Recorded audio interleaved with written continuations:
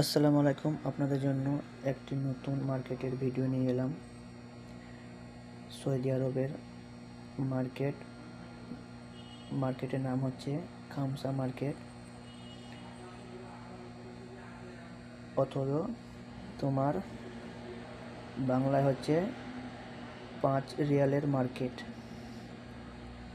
এটাকে রিয়াল বলে, 5 রিয়ালের মার্কেট। দেখেন, বিভিন্ন রকম সামান আছে এখানে, সব রান্না করার জন্য সব আছে। অনেক রকমের সামান আছে,